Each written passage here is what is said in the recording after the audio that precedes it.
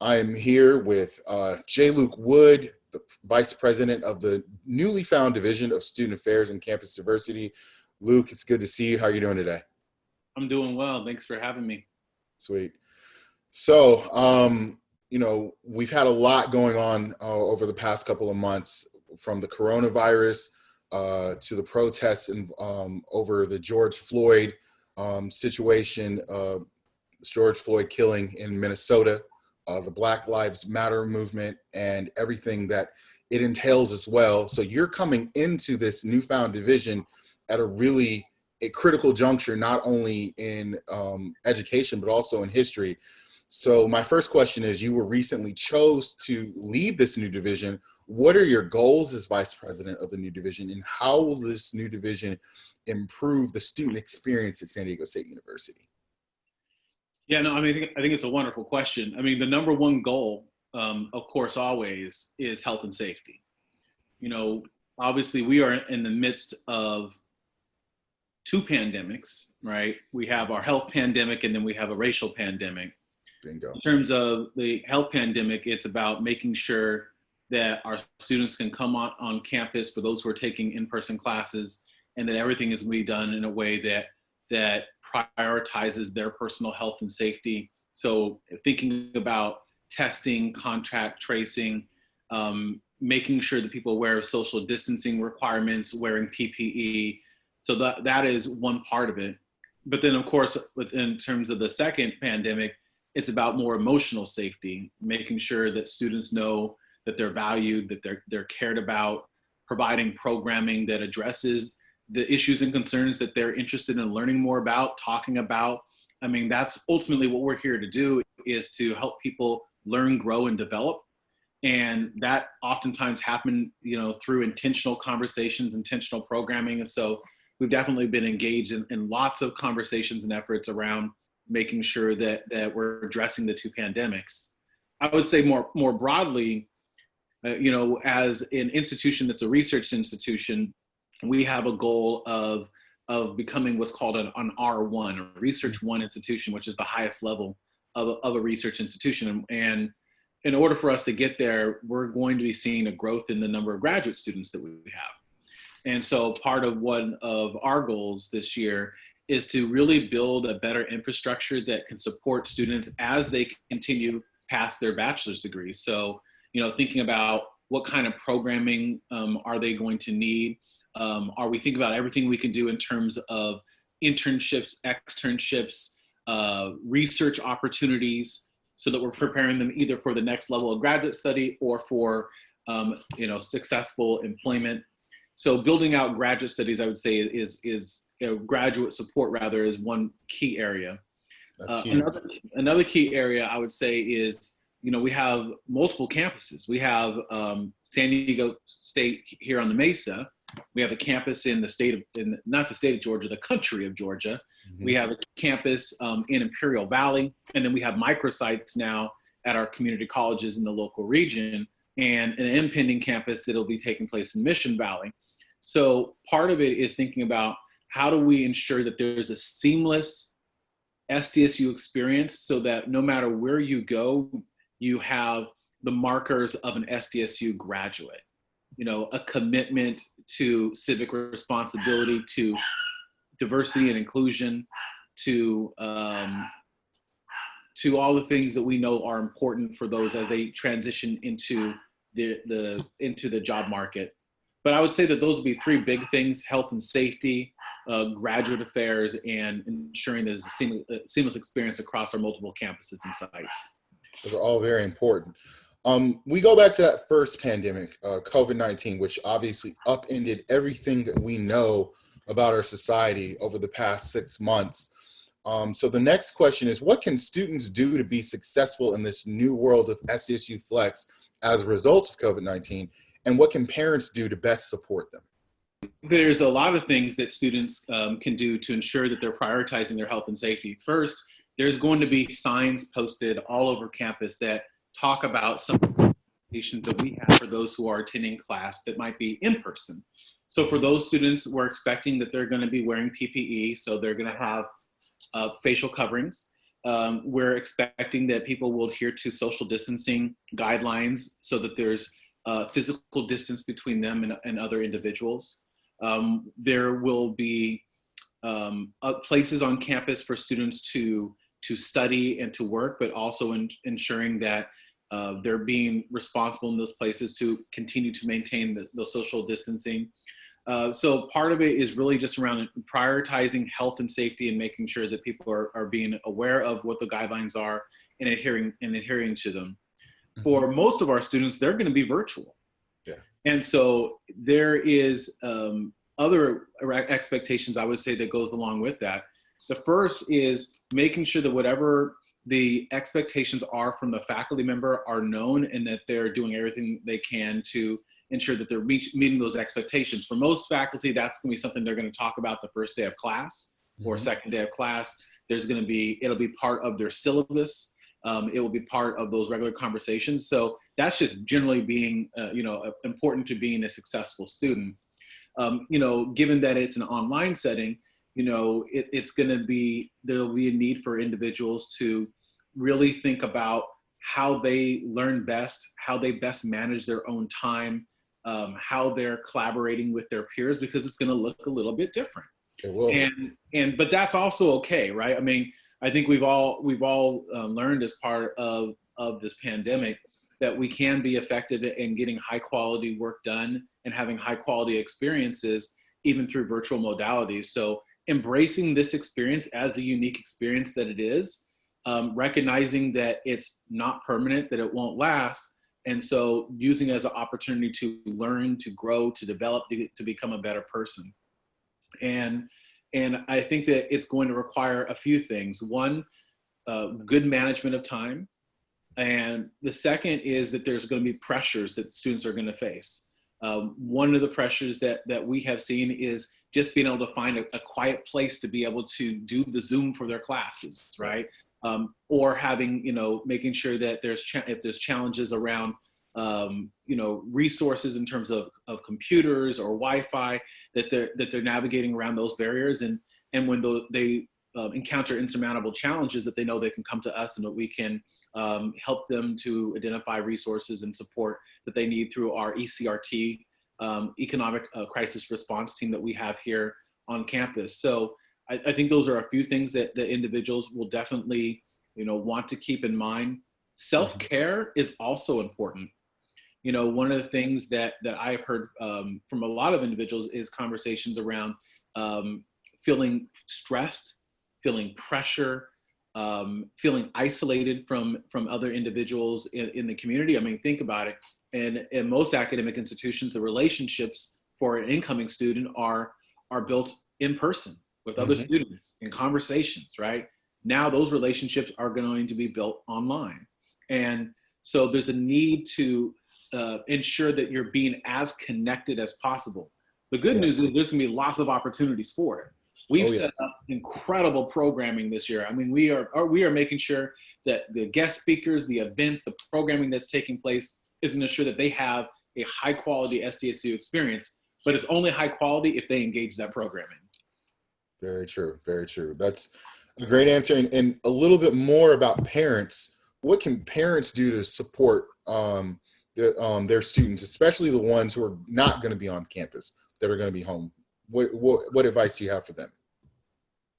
I think realizing that there's going to be added pressures. And so it's important to have conversations with your student about what they're going through, if there are barriers, helping them to proactively navigate around it.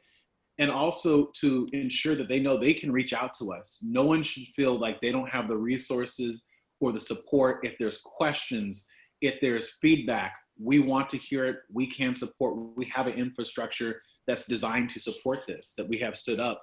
We spent the whole entire spring and summer building a responsive infrastructure that's going to be high touch. So part of what I would say for every parent is there's a lot of information that we put out on our websites and that we continue to send out via email, making sure that you're looking at that and reviewing it, having an understanding of what the expectations are, and knowing that there are resources to support the student. And the last thing I would say is just being encouraging. No matter where you go to college, whether it's in person or online, college is tough, right? I mean, it's designed to be. Yes, it It's is. designed to be that pressure cooker that allows you to become that diamond, right? And in Yep. order for that to happen, there's going to be, we have to, as educators, push students within what we call their zone of proximal development. So what does that mean? That means that if you're here, I need to get you here. I need to then push, right? Yep. In terms of hard, concepts that you're learning in the classroom, ideas, concepts, theories, right? That's our responsibility, is to ensure that we're pushing students. So being encouraging, Yeah. validating two different things. The research has shown this important. Validating their ability to do the work. They would not be at SDSU if they were not a high quality student, period. Bingo. You're a great institution. So if you're at SDSU, it's because you're a great student. So validating that, but then also validating the effort that's being put in, right? Yeah. So it's about validating that effort, validating their ability, and then connecting into the resources that we have. Got it. So now we're going to talk a little bit about the second pandemic that you talked about, the pandemic of racism, and the university's role in a number of different areas. So my next question is, what do you think is the role of today's public university in social justice, both from an educational and a social perspective? Yeah, I mean, I think we have a responsibility, both a moral responsibility and an academic responsibility, to ensure that our students are engaging in conversations and being better prepared to engage in a diverse global society.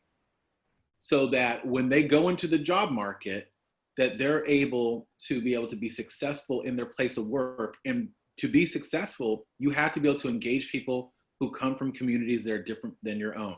Yes. So that's not only working with people who are colleagues, it's also being able to respond to the needs of your employer.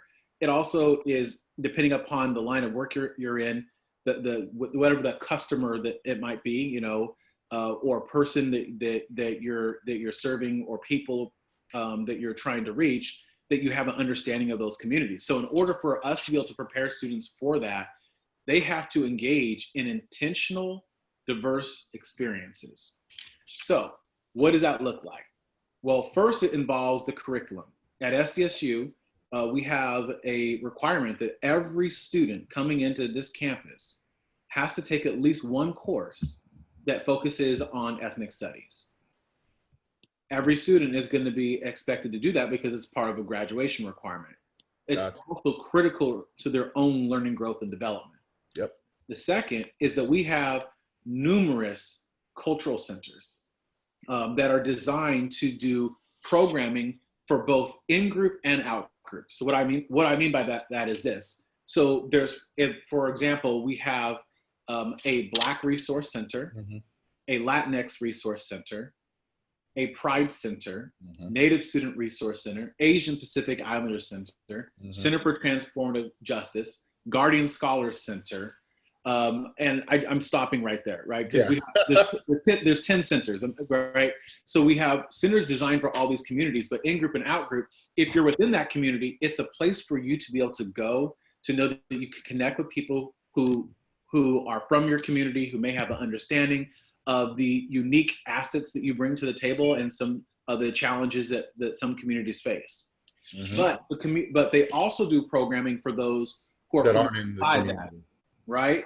Yep. So, for example, we have a ton of different programs that we call ally programs. So you can be a better ally in supporting people from the Latinx community, people who are LGBTIAQ+, individuals who come from lower income communities, individuals who identify as Black and Native American, right? So those are some critical experiences that we lay out that we want students to be able to engage in.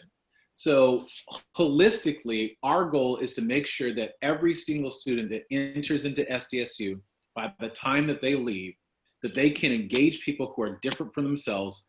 It's not only good for employment, but it's also good for just your own personal growth, development, and holistic well-being. Got it. What do you think that our university has learned about itself and its community in the wake of the George Floyd protests and other social and racial justice protests? Well, I think we've learned that we are responsive and that we are already doing the work. So let me explain what that means. So we're already doing the work in that before George Floyd, there were many others: Trayvon Martin, Michael Brown, Tamir Rice, Eric Garner, right? So we could go on down the line. So we recognized long ago, that there is a need for us to be committed to diversity and inclusion and having these important conversations around race, around sexual orientation, around gender, around income, and all these different factors. And so we have a strategic plan for our university that prioritizes this, right? So, and that didn't happen after the George Floyd incident, that happened before the George Floyd incident. So knowing that you're coming into an institution that has a long-standing commitment to equity, diversity, and inclusion, right? Yeah. The second part is being responsive. Yeah. We, after the George Floyd incident, what we did was we brought together individuals from our community, and our university senate passed a resolution that now established a new graduation requirement. So every student now who is going into criminal justice, who's going to be our future law enforcement officers, they now have required coursework in essentially Black lives in policing, so they can understand what are some of the dynamics that have led to some of the concerns that have been raised, and what they can do as stewards of public interest, and as those who will be in positions of authority in law enforcement, to better engage communities that they may not come from. So that's one key thing. Following that, on Juneteenth, we released a plan to the university that came from the administration saying, here are the 10 things, our 10-point plan about what we're going to do to better support and advance the holistic well-being of our Black students, faculty, staff, and community members. And that involved some things that we're doing around hiring. It involves us looking at our curriculum. It involves us standing up some new conferences and programming. And it also involves, for those who will be on campus physically, especially in the future, in some physical changes on our campus to demonstrate the diversity of individuals who make up this holistic, in this community of SDSU. So I would say that those would be the two things, that we've been doing the work and that we are responsive. That's what we've learned. But I would say that the other part of it is that there's also a need to do a lot more. You know, if we think about where our nation has been, it took us, 400 years to get where we are. It's going to take us probably a lot more time than one summer to get back to where we need to be, right? And so ultimately, we recognize that diversity and inclusion is a journey, not an end destination. So it's about us all committing to our own growth in these areas, to learning about people who are different from themselves, about putting ourselves in positions to learn where we may feel a bit vulnerable, but it's in that vulnerability where that real learning happens, right? It's in that honesty about how I think about people who are different from me that we really become the individuals that we were meant to be. Got it. My next question is kind of continues your new role. And what is SUSU, and specifically Student Affairs and Campus Diversity, doing, and what does it plan to do through its new strategic plan to ensure student success? So now we're talking a little bit more about your role as the new director and the strategic plan that we're currently implementing. So again, what's SUSU, and very specifically SACD doing, and what does it plan to do through its new strategic plan to ensure that the students that are here are successful? I think you touched on it a lot, so if you can just narrow in, that'd be great. Yeah, absolutely. I can give a few examples. So first of all, let me say we're doing a lot because it's what we're committed to doing. Yes, it's what we're passionate about. We're creating these affinity groups now for students who are coming in so that they can feel greater sense of connection with one another. And part of what that means is that students will have some common course experiences with individuals who are going through common sets of coursework with them so that they can better build those relationships. We're doing professional learning training, essentially, for our faculty, for our staff, for our administrators, on a whole host of topics, ranging from equity, diversity, inclusion to effective teaching and learning practices in the classroom, recognizing that, again, it's a journey, right? So we're continuing to learn, to grow, to develop as educators as well. We're standing up new staffing in our cultural centers so that students have opportunities to connect with that. But we're also doing the same thing in counseling. And so we are in the process of bringing on more counselors so that when students run into challenges as it relates to, emotional needs, that they have individuals who they can go to, who will support them, who care about them, who value them, who will be there for them, who will walk through the fire with them. And I think that's absolutely critical. We're also engaged in a number of efforts to build out what we're calling microsites, and those are those sites that we have at our local community colleges. Mm-hmm. So those are at an SDSU footprint in our larger region, which then provides opportunities for all of our students to have experiences with more students who may come from different backgrounds than them. And I think that's absolutely critical. I could go on because the strategic plan itself, there are probably at least 30 different initiatives that we've set forth that just within the Division of Student Affairs that we're going to be doing. And it's exciting. And here's why the strategic plan is exciting. We did our plan different than what most institutions do with their plan. So backing up a little bit, I am a professor, right? I'm in an administrative role, but I have been a professor at SDSU for the past decade. And in my role as a professor, one of the classes that I have long taught was strategic planning, right? How do you do a strategic plan? So I was fortunate that, hey, I teach it, and I also got to lead it for our institution in concert, in collaboration with our provost, Hector Ochoa. But one of the things that you see out in the field is that many institutions will have a strategic plan, and then separate from that, they'll have a diversity plan. Yeah. Two plans won't speak to one another.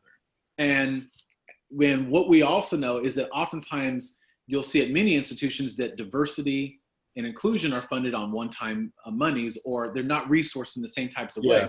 We didn't want to do that. So we did one plan that was an integrated plan.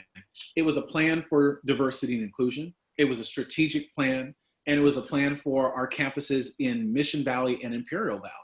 So you put that all together, and we have done a process that I think distinguishes us from any other university in the country. And I can say that with a lot of confidence because no one else has gone through this type of process. And so what I think they're going to see is a real commitment to several different things, a real commitment to students. And what we have as one of our strategic priorities is called students at our core, because ultimately that's why we're here, right? Is that we want students to be able to have the experiences that they need to transform themselves, but also to transform their families and their communities. Yes. And in order to be able to do that, you have to be able to have transformative experiences. Yes. The second part is we have a strategic priority called equity and inclusion in everything we do. So notice it doesn't say in some of the things we do, everything, or in most of the things we do, it's in everything we do. And so we've embedded equity and diversity in how we think about curriculum, how we think about hiring of faculty, how we think about students' experiences, because again, as educators, we have a responsibility to prepare people for what the future holds. And we continue to hear from employers that diversity and inclusion is something that individuals need to be prepared for. Yes. And then we also have a priority that is called We Are SDSU.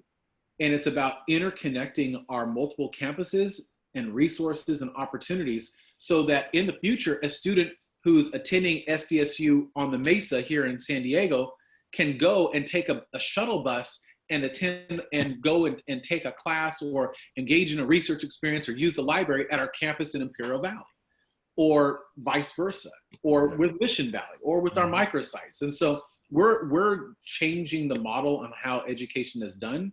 And ultimately, it all goes back to the tagline of our new plan. We rise and we defy. And when we're talking about we defy, what it really means is that we defy expectations. SDSU has a reputation for what some people will say is boxing above our weight class. Huh. We can make incredible and what might be difficult for one institution to be able to do in terms of student success, we have been able to make happen even with more limited resources. Why? Because we have staff, we have faculty who are all in. Yeah. And it goes back to that first priority. We're all in because students are at our core. Perfect. I had a fifth question, but you kind of already touched on it. You were a professor of student affairs before becoming the vice president. How does your academic background influence how you approach the on the ground work of the division? You kind of touched on that, but you can kind of emphasize any points that you want to. Yeah, I mean, it influences every aspect of what I do. So as a professor, my area of specialty has been student affairs. I just so happen to be now vice president of student affairs, and so it's a fortunate opportunity where there's a large number of people who work within the division who I've taught. Right, I've been their professor to teach them to do the work that they're doing. So I take a lot of pride in that. But part of what I have learned throughout my research, throughout my own preparation to go and become a professor, was the importance of equity. And what that means is that students come to us with different needs, right? And our goal is to ensure that whatever that need is, that need is reached. And it's going to look different for each student. How the best way to think about it is this. Many of you, I mean, you're watching this because you're a parent and you may have more than one child. And every child is different. They have different needs, they have different interests, they have different friend groups, right? Yeah. We want to be able to have that level of understanding of all our students so that when there's a need, that we can get to the point where we intercede before they even know that there is a need, right? Yeah. And so equity, I think, has been a core aspect of how we've continued to think about this, really having a heightened focus on students who may experience challenges in different ways. And so I think that's been important. The other part that I think has been absolutely critical is a concept called institutional responsibility. So this is how we think about things at this institution. If something doesn't go right, we don't say what's wrong with the student. We say, what did we not do right? And how can we fix it? How can we address it? What are we doing or not doing? And then we intercede with ourselves first. We take responsibility for our students because we care about them and care about their success. That is a way of making sense of things that differs from many institutions, but it is embedded within our culture here. And I think that's important. And so those are just two concepts. I could give a class about different things in student affairs that we need to think about. I'll close with this one example. There's a theory in student affairs called challenge and support. It was written by a scholar named Naveet Sanford in the 1960s. And basically what Sanford says is that there's two different things that you have to think about to ensure that a student is successful. The first is you have to challenge them, to give them concepts, internships, externships, experiences that push them, right, to learn, to grow, to develop, to think differently, to be faster, to be sharper. And then the second thing you have to do is you have to support them. And we like to think about support as the availability of support, right? That the student knows what office to go to, that the hours work in a way that meets their needs, that we're there and visible and available to support them. And one of the things that Sanford says is you can't have too much challenge and too little support, because if a student is challenged too much and there's no support, they're going to feel dismayed. Yeah. And he also said that you can't have too much support and too little challenge, or else we're coddling them and they're not growing. Yep. But our work has shown that actually Sanford was right, but only in part, because there's actually two other things that you have to have in mind. So, for example, you can challenge a student all you want, but if they don't believe that you believe in their ability to rise to that challenge, then the challenge will go unmet. Yeah. Said differently, no one has ever risen to low expectations. And that's why across our institutions, rigor, high expectations for quality and performance reverberate throughout our institution. The second part of it was with support. You can support a student, you can make yourself available, but the student won't reach out and use that support unless they know that the individuals who are in those offices care about them personally. Yes. Like, there has to be what we call authentic care. And here's how I think about authentic care. If the student does well, if they hit the mark, if they have an assignment that they do well on, if they get the grade that they want, that we as educators in student affairs and our colleagues in the academic side of the house are going to personally feel like we did well. Yeah. But on the flip side, if they don't do well, if there's a particular assignment where they don't hit the mark that they're looking for, or a quiz that they don't do as well as they wanted to, or an experience that they were hoping as an internship that would turn out one way and it didn't, right? That they will know that the educator themselves feels like they did not hit the mark. Yeah. Right? That there's such what we call a linked or shared vested interest that when the student succeeds, we feel like we have succeeded. And when they don't, we're there troubleshooting it with them. We're in the fire with them because we care about them to that degree. And that's what I think people can expect at SDSU. And that's what my background as a researcher has taught me, that challenge and support has to be met with high expectations and authentic care. And I think I would close by just saying this: SDSU cares about your student, they care about your child, they care about your family member, because we believe that that's essential to the highest quality education possible. This has been J. Luke Wood, the Vice President of the newly formed Division of Student Affairs and Campus Diversity. Luke, again, thank you so much for your time. Absolutely. Thank you.